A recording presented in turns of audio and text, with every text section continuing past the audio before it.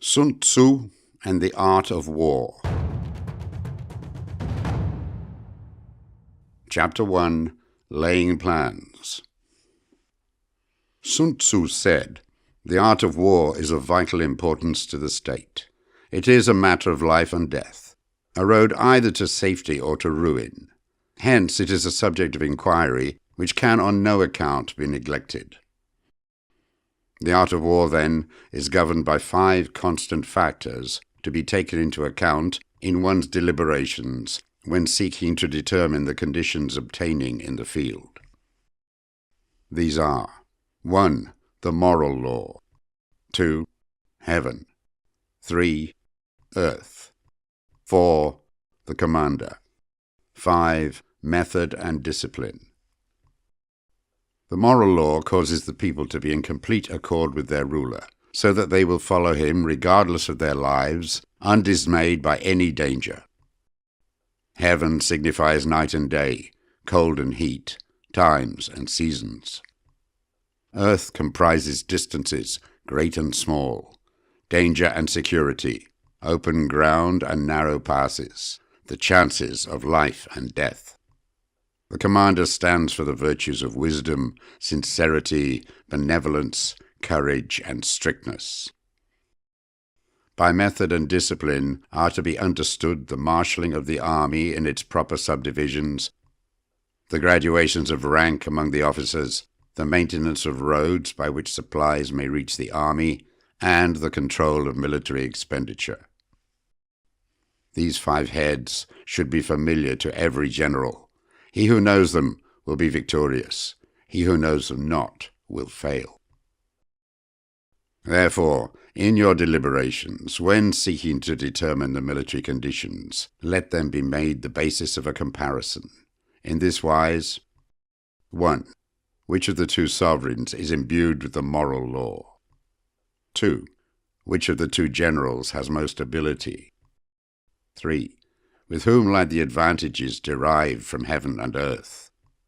4. On which side is discipline most rigorously enforced? 5. Which army is stronger? 6. On which side are officers and men more highly trained? 7. In which army is there the greater constancy, both in reward and punishment? By means of these 7 considerations, I can forecast victory or defeat. The general that hearkens to my counsel and acts upon it will conquer. Let such a one be retained in command. The general that hearkens not to my counsel, nor acts upon it, will suffer defeat. Let such a one be dismissed. While heeding the profit of my counsel, avail yourselves also of any helpful circumstances over and beyond the ordinary rules.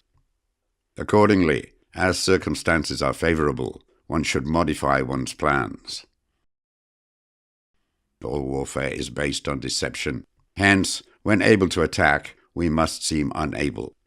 When using our forces, we must seem inactive. When we are near, we must make the enemy believe we are far away. When far away, we must make him believe we are near. Hold out baits to entice the enemy, feign disorder, and crush him.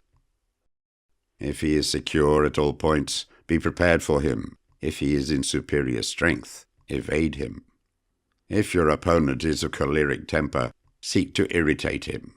Pretend to be weak, that he may grow arrogant. If he is taking his ease, give him no rest. If his forces are united, separate them. Attack him when he is unprepared. Appear where you are not expected.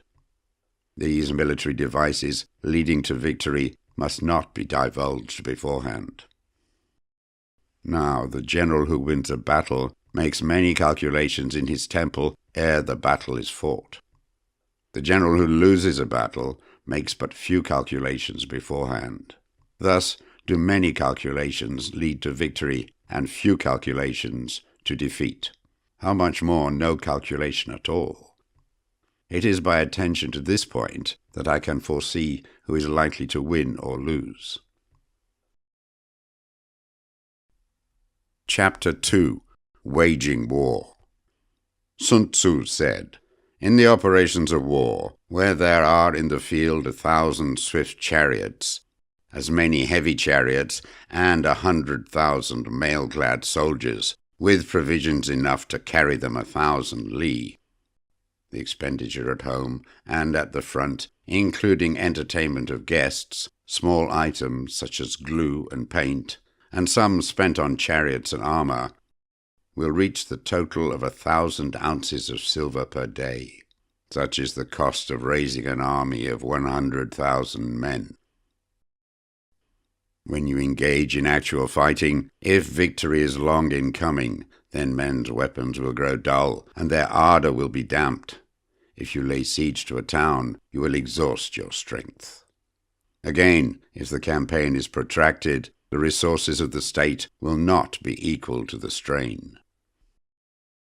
Now, when your weapons are dulled, your ardor damped, your strength exhausted, and your treasure spent, other chieftains will spring up to take advantage of your extremity. Then no man, however wise, will be able to avert the consequences that must ensue. Thus, though we have heard of stupid haste in war, cleverness has never been seen associated with long delays. There is no instance of a country having benefited from prolonged war. It is only one who is thoroughly acquainted with the evils of war that can thoroughly understand the profitable way of carrying it on. The skillful soldier does not raise a second levy, neither are his supply wagons loaded more than twice. Bring war material with you from home, but forage on the enemy. Thus the army will have food enough for its needs. Poverty of the state exchequer causes an army to be maintained by contributions from a distance. Contributing to maintain an army at a distance causes the people to be impoverished. On the other hand, the proximity of an army causes prices to go up, and high prices cause the people's substance to be drained away. When their substance is drained away, the peasantry will be afflicted by heavy exactions. With this loss of substance and exhaustion of strength, the homes of the people will be stripped bare, and 3/10 of their income will be dissipated, while government expenses for broken chariots, worn-out horses, breastplates and helmets, bows and arrows, spears and shields, protective mantles, draft oxen and heavy wagons will amount to 4/10 of its total revenue. Hence a wise general makes a point of foraging on the enemy. 1 cartload of the enemy's provisions is equivalent to 20 of one's own, and likewise a single pickle from his provender is equal to 20 from one's own store. Now, in order to kill the enemy, our men must be roused to anger. That there may be advantage from defeating the enemy, they must have their rewards. Therefore, in chariot fighting, when 10 or more chariots have been taken, those should be rewarded who took the first. Our own flags should be substituted for those of the enemy, and the chariots mingled and used in conjunction with our own. The captured soldiers should be kindly treated and kept. This is called using the conquered foe to augment one's own strength. In war, then, let your great object be victory, not lengthy campaigns. Thus it may be known that the leader of armies is the arbiter of the people's fate, the man on whom it depends whether the nation shall be in peace or in peril. Chapter 3. Attack by Stratagem. Sun Tzu said, "In the practical art of war, the best thing of all is to take the enemy's country whole and intact. To shatter and destroy it is not so good. So too, it is better to recapture an army entire than to destroy it, to capture a regiment, a detachment, or a company entire than to destroy them. Hence, to fight and conquer in all your battles is not supreme excellence. Supreme excellence consists in breaking the enemy's resistance without fighting." Thus, the highest form of generalship is to balk the enemy's plans. The next best is to prevent the junction of the enemy's forces. The next, in order, is to attack the enemy's army in the field, and the worst policy of all is to besiege walled cities. The rule is not to besiege walled cities if it can possibly be avoided. The preparation of mantlets, movable shelters, and various implements of war will take up 3 whole months, and the piling up of mounds over against the walls will take 3 months more. The general, unable to control his irritation, will launch his men to the assault like swarming ants, with the result that 1/3 of his men are slain, while the town still remains untaken. Such are the disastrous effects of a siege. Therefore, the skilled leader subdues the enemy's troops without any fighting. He captures their cities without laying siege to them. He overthrows their kingdom without lengthy operations in the field. With his forces intact, he will dispute the mastery of the empire, and thus, without losing a man, his triumph will be complete. This is the method of attacking by stratagem. It is the rule in war, if our forces are 10 to the enemy's 1, to surround him; if 5 to 1, to attack him; if twice as numerous, to divide our army into 2. If equally matched, we can offer battle. If slightly inferior in numbers, we can avoid the enemy. If quite unequal in every way, we can flee from him. Hence, though an obstinate fight may be made by a small force, in the end it must be captured by the larger force. Now, the general is the bulwark of the state. If the bulwark is complete at all points, the state will be strong. If the bulwark is defective, the state will be weak. There are 3 ways in which a ruler can bring misfortune upon his army: by commanding the army to advance or to retreat, being ignorant of the fact that it cannot obey. This is called hobbling the army. By attempting to govern an army in the same way as he administers a kingdom, being ignorant of the conditions which obtain in an army. This causes restlessness in the soldiers' minds. By employing the officers of his army without discrimination, through ignorance of the military principle of adaptation to circumstances. This shakes the confidence of the soldiers. But when the army is restless and distrustful, trouble is sure to come from the other feudal princes. This is simply bringing anarchy into the army and flinging victory away. Thus we may know that there are 5 essentials for victory. 1. He will win who knows when to fight and when not to fight. 2. He will win who knows how to handle both superior and inferior forces. 3. He will win whose army is animated by the same spirit throughout all its ranks. 4. He will win who, prepared himself, waits to take the enemy unprepared. 5. He will win who has military capacity and is not interfered with by the sovereign. Hence the saying, if you know the enemy and know yourself, you need not fear the result of 100 battles. If you know yourself, but not the enemy, for every victory gained, you will also suffer a defeat. If you know neither the enemy nor yourself, you will succumb in every battle. Chapter 4. Tactical Dispositions. Sun Tzu said, "The good fighters of old first put themselves beyond the possibility of defeat, and then waited for an opportunity of defeating the enemy." To secure ourselves against defeat lies in our own hands, but the opportunity of defeating the enemy is provided by the enemy himself. Thus, the good fighter is able to secure himself against defeat, but cannot make certain of defeating the enemy. Hence the saying, one may know how to conquer without being able to do it. Security against defeat implies defensive tactics. Ability to defeat the enemy means taking the offensive. Standing on the defensive indicates insufficient strength, attacking a superabundance of strength. The general who is skilled in defense hides in the most secret recesses of the earth. He who is skilled in attack flashes forth from the topmost heights of heaven. Thus, on one hand, we have ability to protect ourselves. On the other, a victory that is complete. To see victory only when it is within the ken of the common herd is not the acme of excellence. Neither is it the acme of excellence if you fight and conquer, and the whole empire says, "Well done." To lift an autumn hair is no sign of great strength. To see the sun and moon is no sign of sharp sight. To hear the noise of thunder is no sign of a quick ear. What the ancients called a clever fighter is one who not only wins, but excels in winning with ease.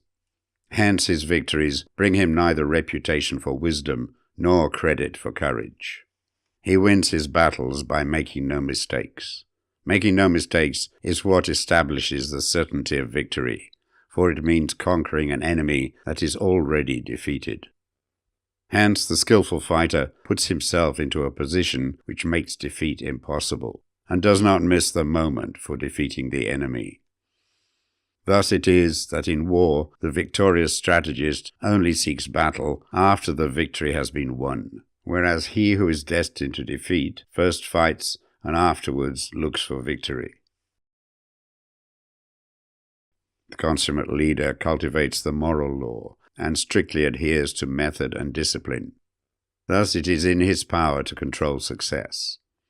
In respect of military method, we have, firstly, measurement, secondly, estimation of quantity, thirdly, calculation, fourthly, balancing of chances, fifthly, victory. Measurement owes its existence to earth, estimation of quantity to measurement, calculation to estimation of quantity, balancing of chances to calculation, and victory to balancing of chances. A victorious army, opposed to a routed one, is as a pound's weight placed in a scale against a single grain. The onrush of a conquering force is like the bursting of pent-up waters into a chasm 1,000 fathoms deep. Chapter 5. Energy. Sun Tzu said, "The control of a large force is the same principle as the control of a few men. It is merely a question of dividing up their numbers." Fighting with a large army under your command is nowise different from fighting with a small one. It is merely a question of instituting signs and signals. To ensure that your whole host may withstand the brunt of the enemy's attack and remain unshaken, this is effected by maneuvers direct and indirect.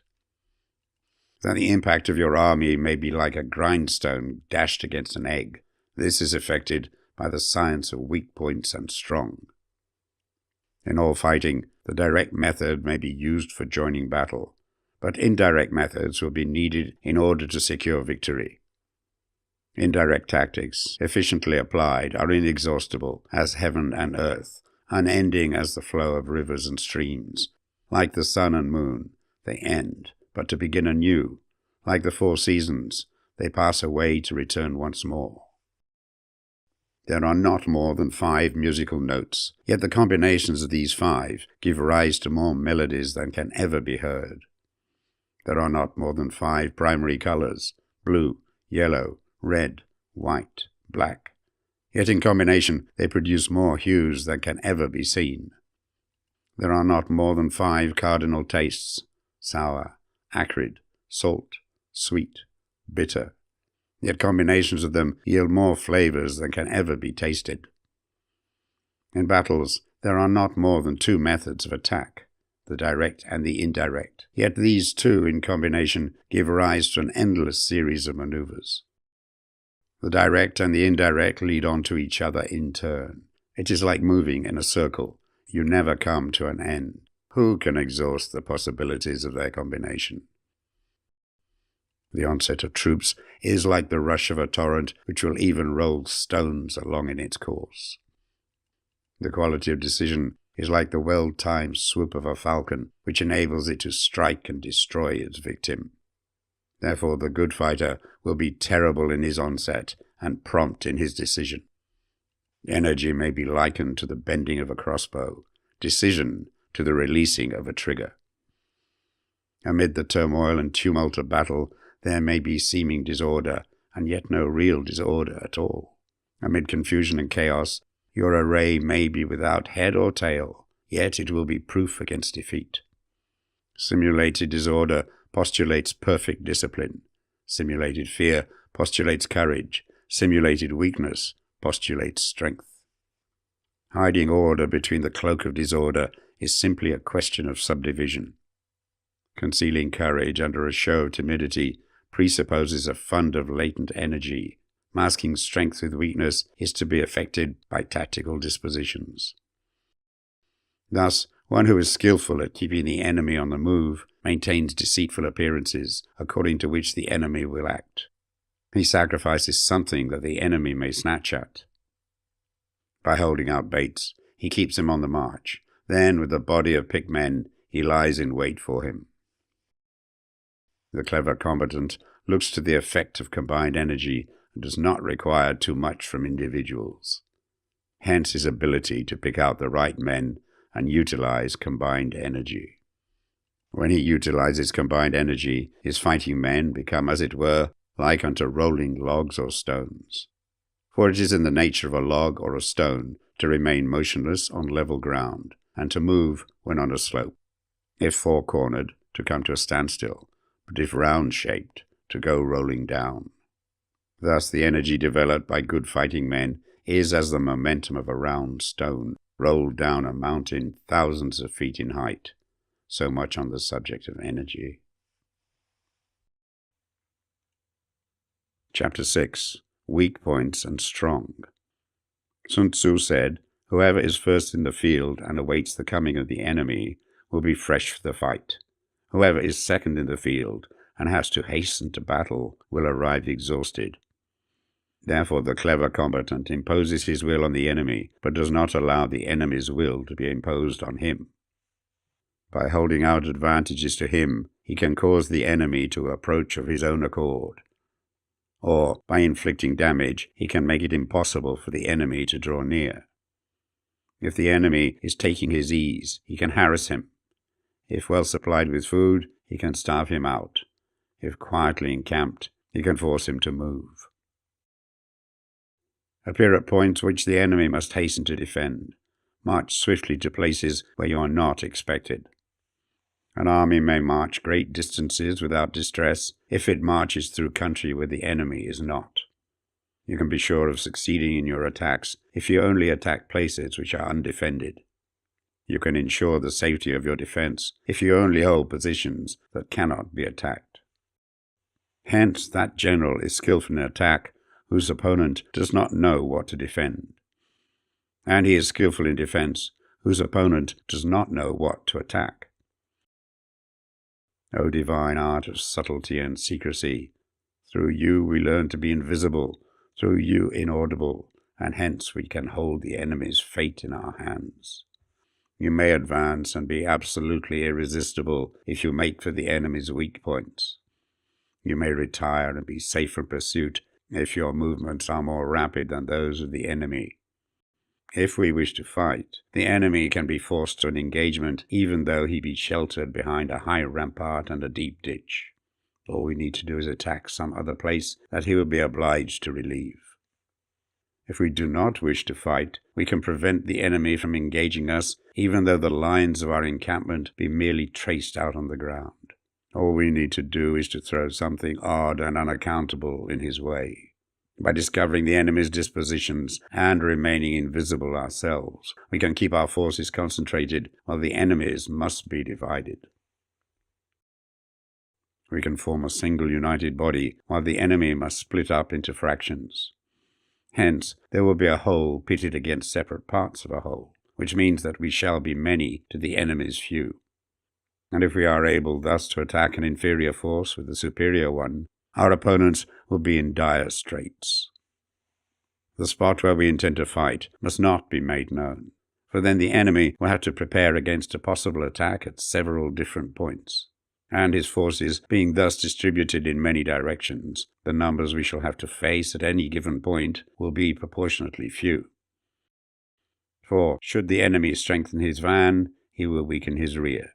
Should he strengthen his rear, he will weaken his van. Should he strengthen his left, he will weaken his right. Should he strengthen his right, he will weaken his left. If he sends reinforcements everywhere, he will everywhere be weak. Numerical weakness comes from having to prepare against possible attacks. Numerical strength from compelling our adversary to make these preparations against us. Knowing the place and the time of the coming battle, we may concentrate from the greatest distances in order to fight. But if neither time nor place be known, then the left wing will be impotent to succor the right equally impotent to succor the left, the van unable to relieve the rear, or the rear to support the van. How much more so if the furthest portions of the army are anything under 100 li apart, and even the nearest are separated by several li. Though according to my estimate the soldiers of Wei exceeded our own in number, that shall advantage them nothing in the matter of victory. I say then that victory can be achieved. Though the enemy be stronger in numbers, we may prevent him from fighting, scheme so as to discover his plans and the likelihood of their success. Rouse him and learn the principle of his activity or inactivity. Force him to reveal himself so as to find out his vulnerable spots. Carefully compare the opposing army with your own, so that you may know where strength is superabundant and where it is deficient.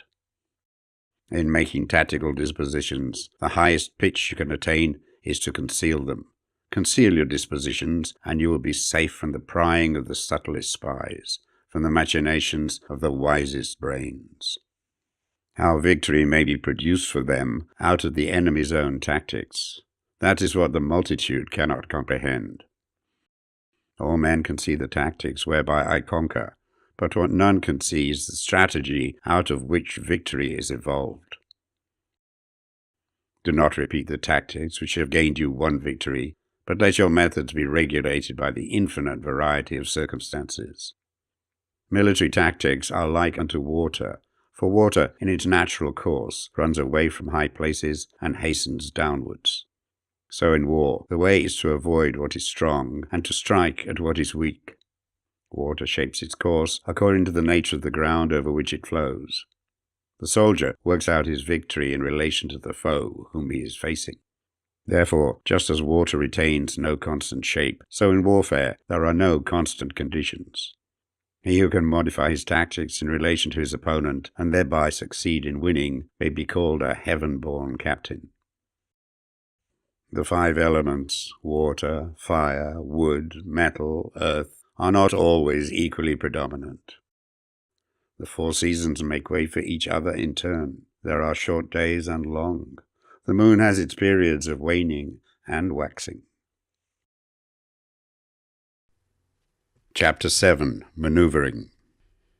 Sun Tzu said, "In war, the general receives his commands from the sovereign. Having collected an army and concentrated his forces, he must blend and harmonize the different elements thereof before pitching his camp. After that comes tactical maneuvering, than which there is nothing more difficult. The difficulty of tactical maneuvering consists in turning the devious into the direct, and misfortune into gain. Thus, to take a long and circuitous route after enticing the enemy out of the way, and those starting after him to contrive to reach the goal before him, shows knowledge of the artifice of deviation. Maneuvering with an army is advantageous, with an undisciplined multitude most dangerous. If you set a fully equipped army in march in order to snatch an advantage, the chances are that you will be too late. On the other hand, to detach a flying column for the purpose involves the sacrifice of its baggage and stores.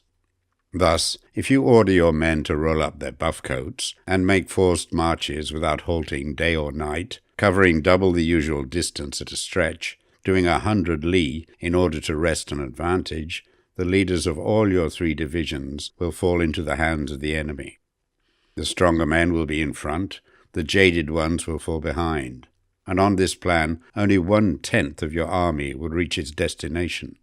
If you march 50 li in order to outmaneuver the enemy, you will lose the leader of your first division, and only half your force will reach the goal.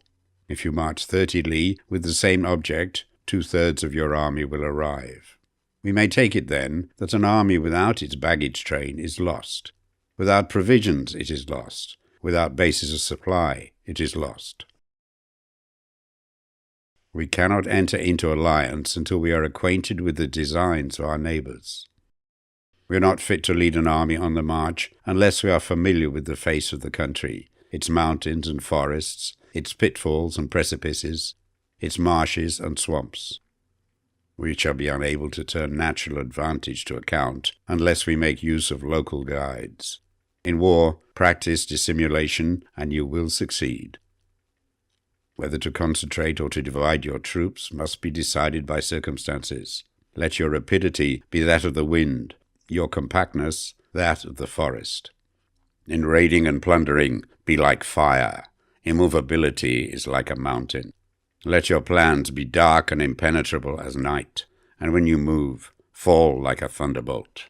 When you plunder a countryside, let the spoil be divided amongst your men. When you capture new territory, cut it up into allotments for the benefit of the soldiery. Ponder and deliberate before you make a move. He will conquer who has learned the artifice of deviation. Such is the art of maneuvering. The Book of Army Management says, on the field of battle, the spoken word does not carry far enough. Hence the institution of gongs and drums. Nor can ordinary objects be seen clearly enough. Hence the institution of banners and flags. Gongs and drums, banners and flags are means whereby the ears and eyes of the host may be focused on one particular point. The host thus forming a single united body, it is impossible either for the brave to advance alone or for the cowardly to retreat alone. This is the art of handling large masses of men. In night fighting, then, make much use of signal fires and drums, and in fighting by day of flags and banners, as a means of influencing the ears and eyes of your army. The whole army may be robbed of its spirit. A commander-in-chief may be robbed of his presence of mind. Now, a soldier's spirit is keenest in the morning. By noonday it has begun to flag, and in the evening his mind is bent only on returning to camp. A clever general, therefore, avoids an army when the spirit is keen, but attacks it when it is sluggish and inclined to return. This is the art of studying moods. Disciplined and calm, to await the appearance of disorder and hubbub amongst the enemy. This is the art of retaining self-possession. To be near the goal while the enemy is still far from it. To wait at ease while the enemy is toiling and struggling. To be well fed while the enemy is famished. This is the art of husbanding one's strength. To refrain from intercepting an enemy whose banners are in perfect order. To refrain from attacking an army drawn up in calm and confident array. This is the art of studying circumstances. It is a military axiom not to advance uphill against the enemy, nor to oppose him when he comes downhill. Do not pursue an enemy who simulates flight. Do not attack soldiers whose temper is keen. Do not swallow bait offered by the enemy. Do not interfere with an army that is returning home. When you surround an army, leave an outlet free. Do not press a desperate foe too hard. Such is the art of warfare.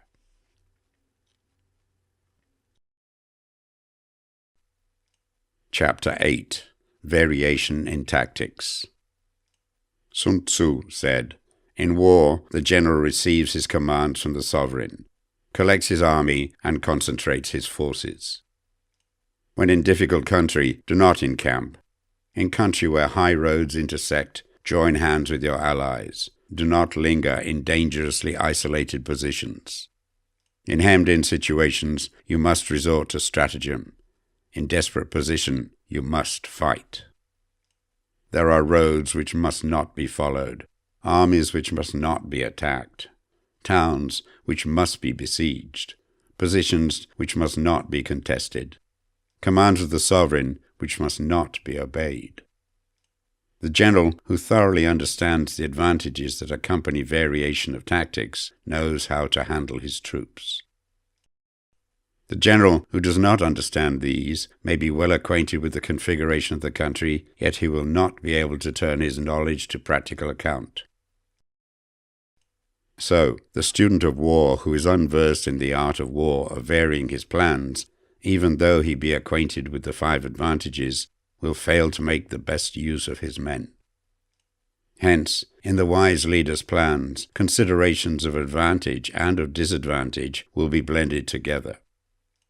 If our expectation of advantage be tempered in this way, we may succeed in accomplishing the essential part of our schemes. If, on the other hand, in the midst of difficulties, we are always ready to seize an advantage, we may extricate ourselves from misfortune. Reduce the hostile chiefs by inflicting damage on them, and make trouble for them, and keep them constantly engaged. Hold out specious allurements, and make them rush to any given point. The art of war teaches us to rely not on the likelihood of the enemy's not coming, but on our own readiness to receive him, not on the chance of his not attacking, but rather on the fact that we have made our position unassailable. There are 5 dangerous faults which may affect a general. 1. Recklessness, which leads to destruction. 2. Cowardice, which leads to capture. 3. A hasty temper, which can be provoked by insults. 4. A delicacy of honor, which is sensitive to shame. 5. Over-solicitude for his men, which exposes him to worry and trouble. These are the 5 besetting sins of a general, ruinous to the conduct of war. When an army is overthrown and its leader slain, the cause will surely be found among these 5 dangerous faults. Let them be subject of meditation. Chapter 9. The Army on the March. Sun Tzu said, "We come now to the question of encamping the army and observing signs of the enemy. Pass quickly over mountains and keep in the neighborhood of valleys. Camp in high places, facing the sun. Do not climb heights in order to fight. So much for mountain warfare. After crossing a river, you should get far away from it.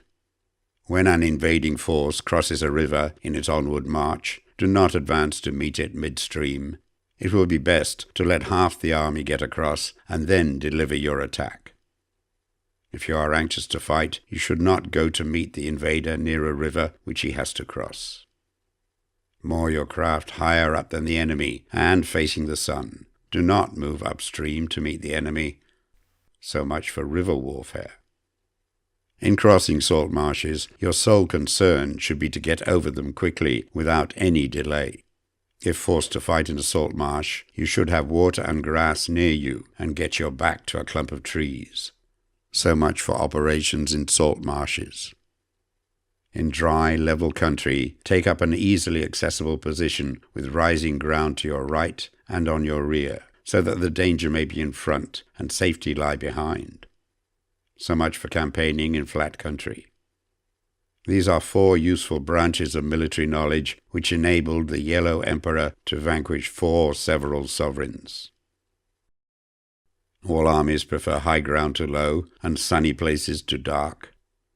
If you are careful with your men and camp on hard ground, the army will be free from disease of every kind, and this will spell victory. When you come to a hill or a bank, occupy the sunny side, with the slope on your right rear. Thus, you will at once act for the benefit of your soldiers and utilize the natural advantages of the ground.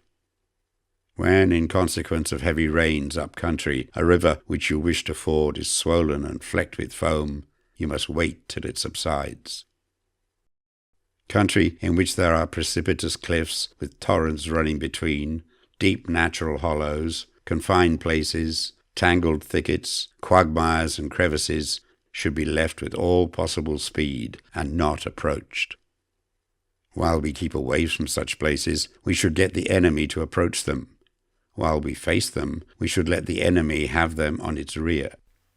If in the neighborhood of your camp there should be any hilly country, Ponds surrounded by aquatic grass, hollow basins filled with reeds, or woods with thick undergrowth, they must be carefully routed out and searched. For these are places where men in ambush or insidious spies are likely to be lurking.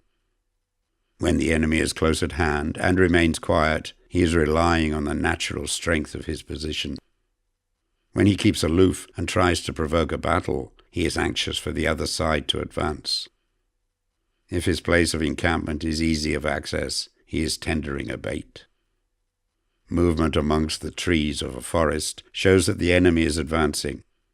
The appearance of a number of screens in the midst of thick grass means that the enemy wants to make us suspicious. The rising of birds in their flight is the sign of an ambuscade. Startled beasts indicate that a sudden attack is coming. When there is dust rising in a high column, it is the sign of chariots advancing. When the dust is low, but spread over a wide area, it betokens the approach of infantry. When it branches out in different directions, it shows that parties have been sent to collect firewood. A few clouds of dust moving to and fro signify that the army is encamping. Humble words and increased preparations are signs that the enemy is about to advance. Violent language and driving forward as if to attack are signs that he will retreat. When the light chariots come out first and take up a position on the wings, it is a sign that the enemy is forming for battle. Peace proposals, unaccompanied by a sworn covenant, indicate a plot.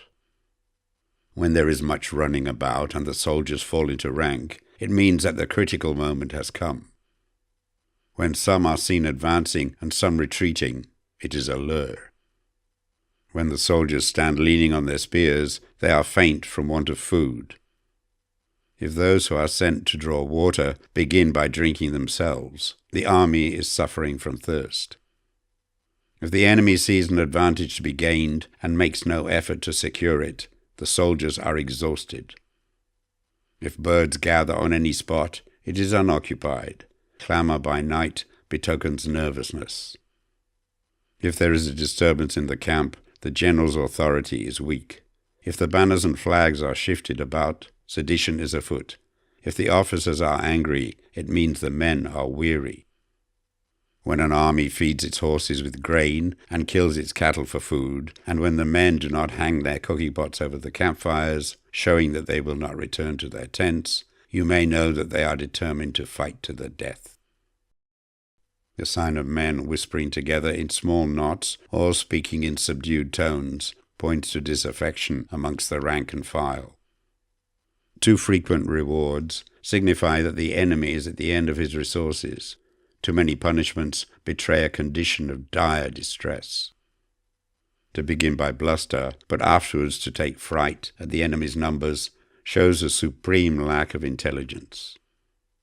When envoys are sent with compliments in their mouths, it is a sign that the enemy wishes for a truce. If the enemy's troops march up angrily and remain facing ours for a long time without either joining battle or taking themselves off again, the situation is one that demands great vigilance and circumspection.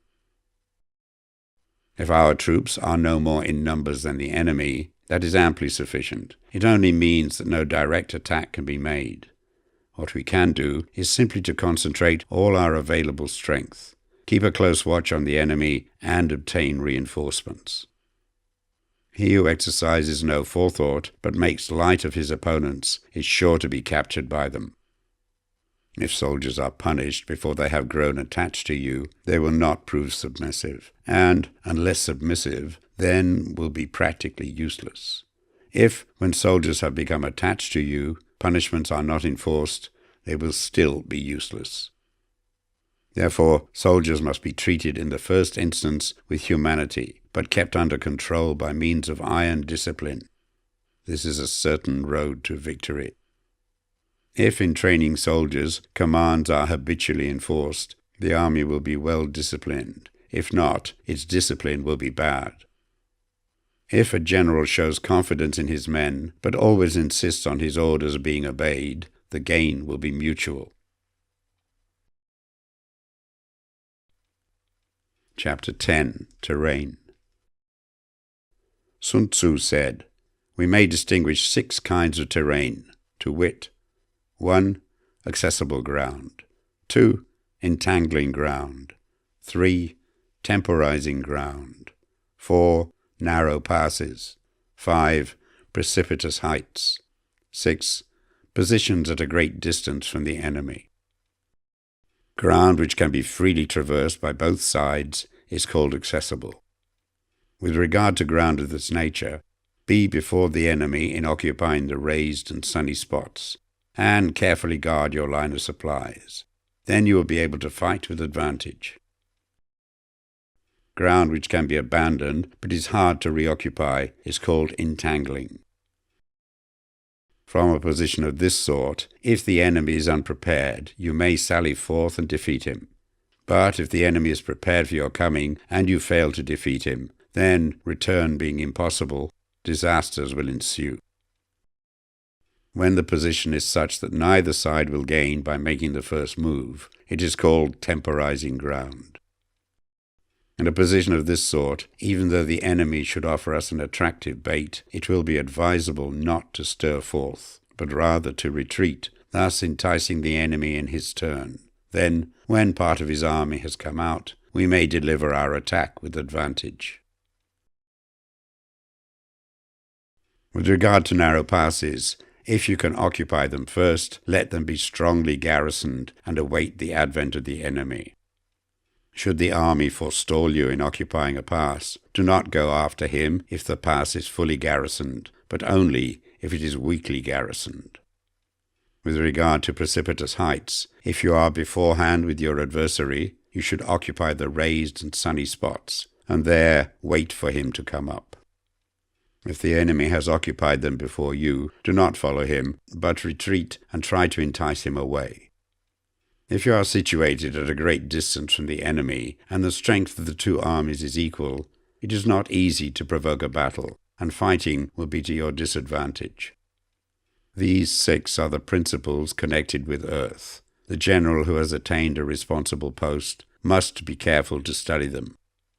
Now an army is exposed to 6 several calamities not arising from natural causes, but from faults for which the general is responsible. These are: 1. Flight. 2. Insubordination. 3. Collapse. 4. Ruin. 5. Disorganization. 6. Rout. Other conditions being equal, if one force is hurled against another 10 times its size, the result will be the flight of the former. When the common soldiers are too strong and their officers too weak, the result is insubordination. When the officers are too strong and the common soldiers too weak, the result is collapse. When the higher officers are angry and insubordinate, and on meeting the enemy give battle on their own account from a feeling of resentment, before the commander-in-chief can tell whether or no he is in a position to fight, the result is ruin. When the general is weak and without authority, when his orders are not clear and distinct, when there are no fixed duties assigned to officers and men, and the ranks are formed in a slovenly, haphazard manner, the result is utter disorganization. When a general, unable to estimate the enemy's strength, allows an inferior force to engage a larger one, or hurls a weak detachment against a powerful one, and neglects to place picked soldiers in the front rank, the result must be rout. There are 6 ways of courting defeat, which must be carefully noted by the general who has attained a responsible post. The natural formation of the country is the soldier's best ally, but a power of estimating the adversary, of controlling the forces of victory, and of shrewdly calculating difficulties, dangers, and distances constitutes the test of a great general. He who knows these things, and in fighting puts his knowledge into practice, will win his battles. He who knows them not, nor practices them, will surely be defeated. If fighting is sure to result in victory, then you must fight, even though the ruler forbid it. If fighting will not result in victory, then you must not fight, even at the ruler's bidding. The general who advances without coveting fame and retreats without fearing disgrace, whose only thought is to protect his country and do good service for his sovereign, is the jewel of the kingdom. Regard your soldiers as your children, and they will follow you into the deepest valleys. Look upon them as your own beloved sons, and they will stand by you even unto death. If, however, you are indulgent, but unable to make your authority felt, kind-hearted, but unable to enforce your commands, and incapable, moreover, of quelling disorder, then your soldiers must be likened to spoilt children. They are useless for any practical purpose. If we know that our own men are in a condition to attack, but are unaware that the enemy is not open to attack, we have gone only halfway towards victory. If we know that the enemy is open to attack, but are unaware that our own men are not in a condition to attack, we have only gone halfway towards victory.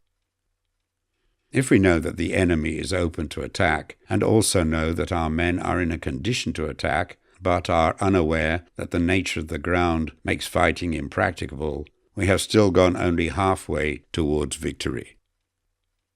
Hence the experienced soldier, once in motion, is never bewildered. Once he has broken camp, he is never at a loss.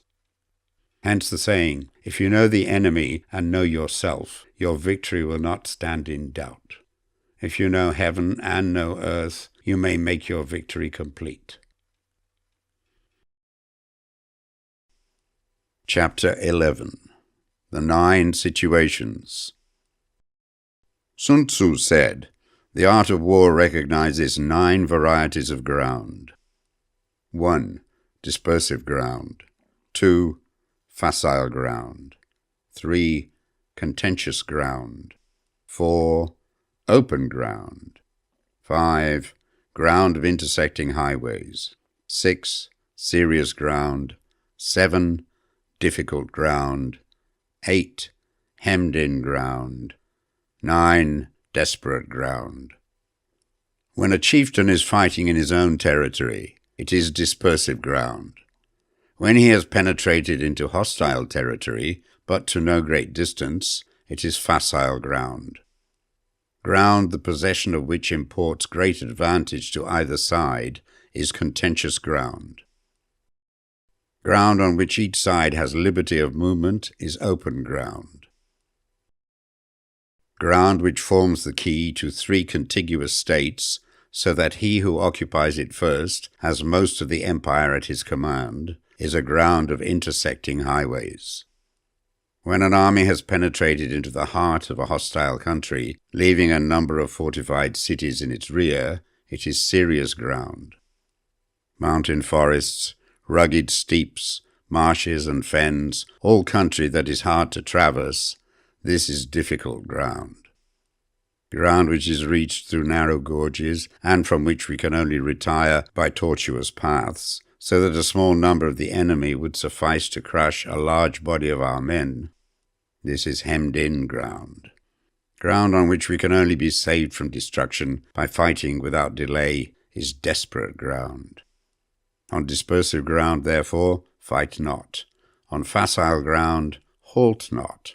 On contentious ground, attack not. On open ground, do not try to block the enemy's way. On the ground of intersecting highways, join hands with your allies. On serious ground, gather in plunder. In difficult ground, keep steadily on the march. On hemmed-in ground, resort to stratagem. On desperate ground, fight. Those who were called skillful leaders of old knew how to drive a wedge between the enemy's front and rear, to prevent cooperation between his large and small divisions, to hinder the good troops from rescuing the bad, the officers from rallying their men. When the enemy's men were united, they managed to keep them in disorder. When it was to their advantage, they made a forward move. When otherwise, they stopped still. If asked how to cope with a great host of the enemy in orderly array and on the point of marching to the attack, I should say, begin by seizing something which your opponent holds dear. Then he will be amenable to your will. Rapidity is the essence of war. Take advantage of the enemy's unreadiness. Make your way by unexpected routes, and attack unguarded spots. The following are the principles to be observed by an invading force. The further you penetrate into a country, the greater will be the solidarity of your troops, and thus the defenders will not prevail against you. Make forays in fertile country in order to supply your army with food. Carefully study the well-being of your men and do not overtax them. Concentrate your energy and hoard your strength. Keep your army continually on the move and devise unfathomable plans. Throw your soldiers into positions whence there is no escape, and they will prefer death to flight. If they will face death, there is nothing they may not achieve. Officers and men alike will put forward their uttermost strength.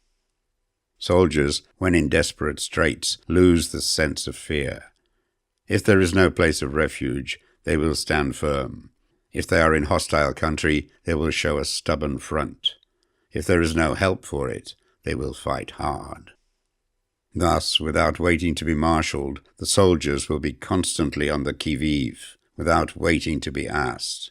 They will do your will without restrictions. They will be faithful without giving orders. They can be trusted. Prohibit the taking of omens, and do away with superstitious doubts. Then, until death itself comes, no calamity need be feared. If our soldiers are not overburdened with money, it is not because they have a distaste for riches.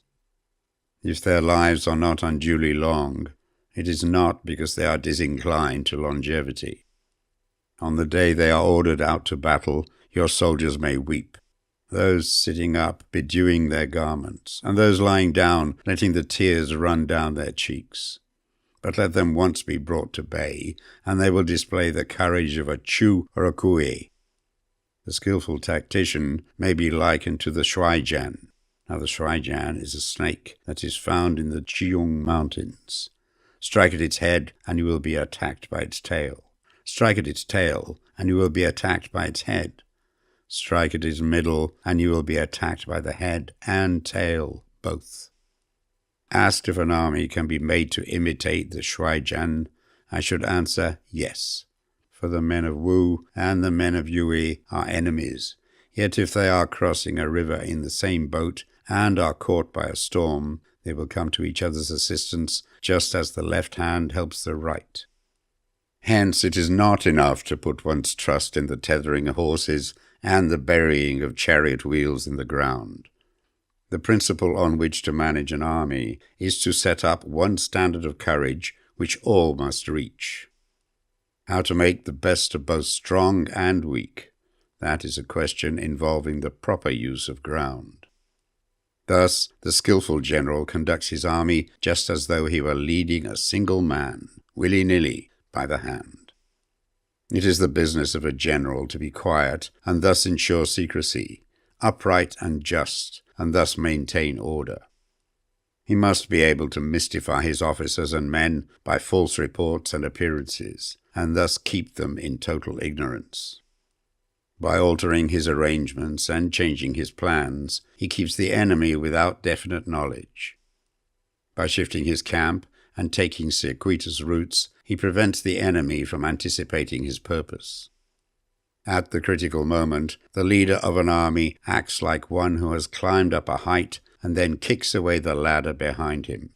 He carries his men deep into hostile territory before he shows his hand. He burns his boats and breaks his cooking pots.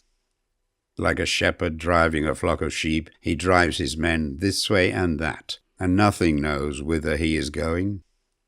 To muster his host and bring it into danger, this may be termed the business of the general. The different measures suited to the 9 varieties of ground, the expediency of aggressive or defensive tactics, and the fundamental laws of human nature.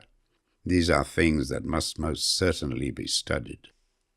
When invading hostile territory, the general principle is that penetrating deeply brings cohesion. Penetrating but a short way means dispersion.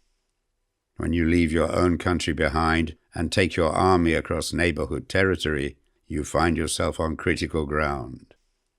Where there are means of communication on all four sides, the ground is one of intersecting highways. When you penetrate deeply into a country, it is serious ground. When you penetrate but a little way, it is facile ground. When you have your enemy's strongholds on your rear and narrow passes in front, it is hemmed-in ground. When there is no place of refuge at all, it is desperate ground. Therefore, on dispersive ground, I would inspire my men with unity of purpose. On facile ground, I would see that there is close connection between all parts of my army. On contentious ground, I would hurry up my rear. On open ground, I would keep a vigilant eye on my defenses. On ground of intersecting highways, I would consolidate my alliances. On serious ground, I would try to ensure a continuous stream of supplies. On difficult ground, I would keep pushing on along the road. On hemmed-in ground, I would block any way of retreat. On desperate ground, I would proclaim to my soldiers the hopelessness of saving their lives. For it is the soldier's disposition to offer an obstinate resistance when surrounded, to fight hard when he cannot help himself, and to obey promptly when he has fallen into danger.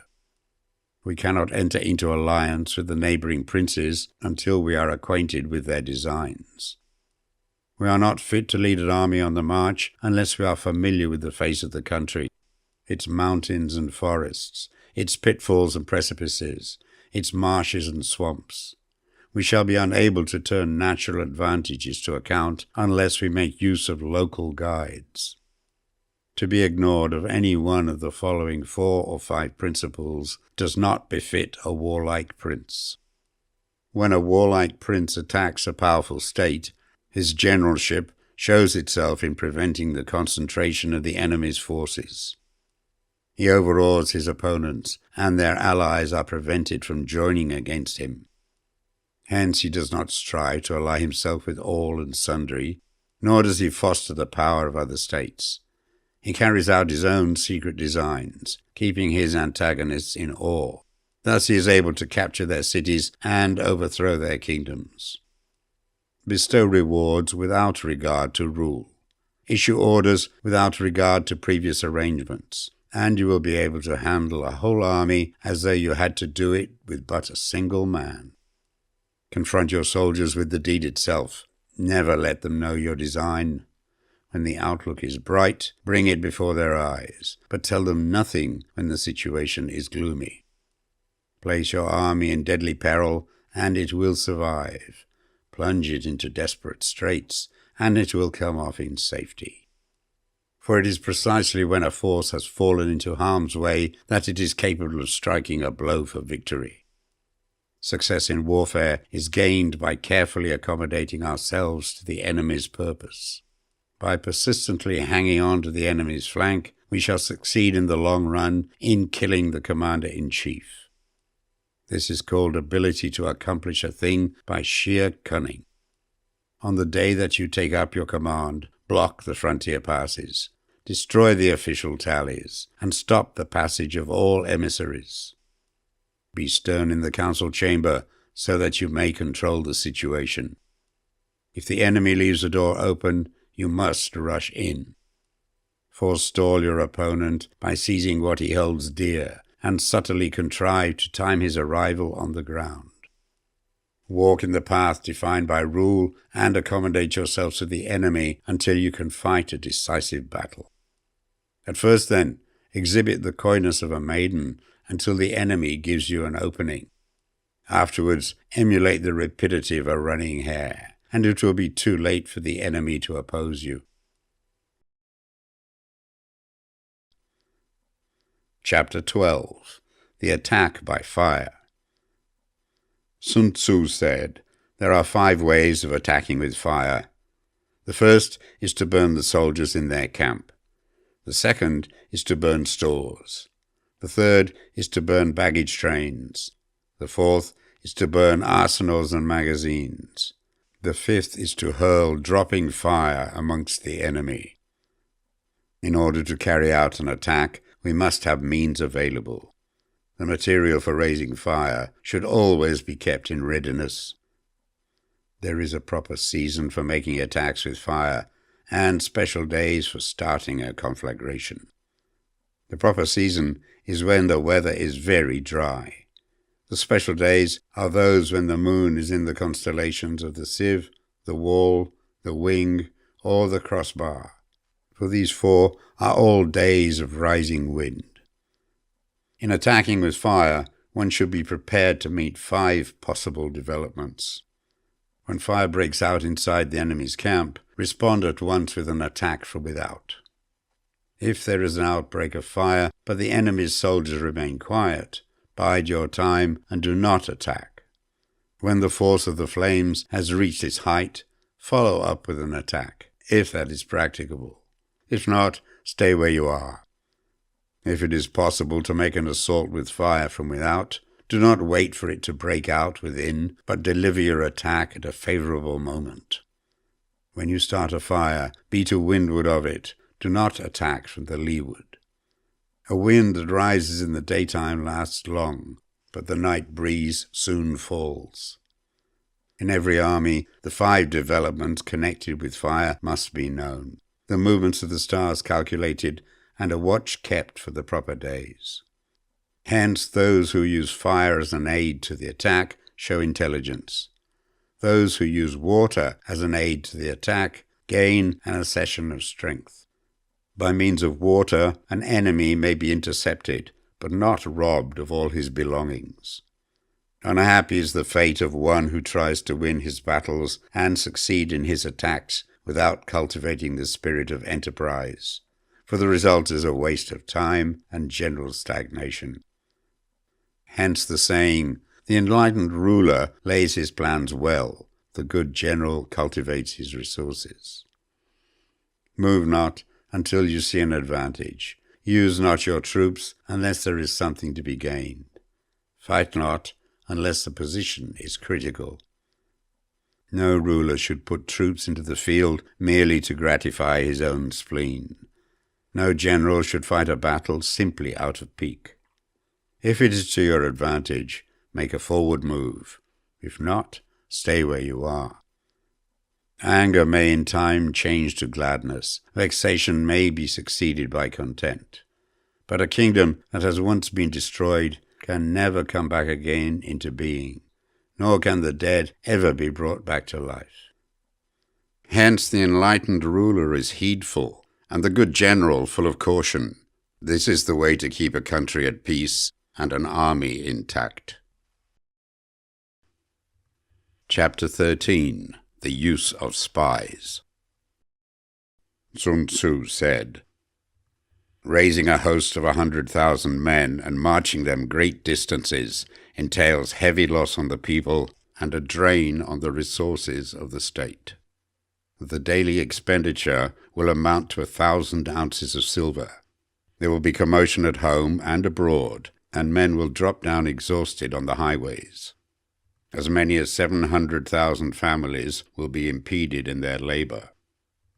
Hostile armies may face each other for years, striving for the victory which is decided in a single day. This being so, to remain in ignorance of the enemy's condition simply because one grudges the outlay of 100 ounces of silver in honors and emoluments is the height of inhumanity. One who acts thus is no leader of men, no present help to his sovereign, no master of victory. Thus, what enables the wise sovereign and the good general to strike and conquer and achieve things beyond the reach of ordinary men is foreknowledge. Now this foreknowledge cannot be elicited from spirits. It cannot be obtained inductively from experience, nor by any deductive calculation.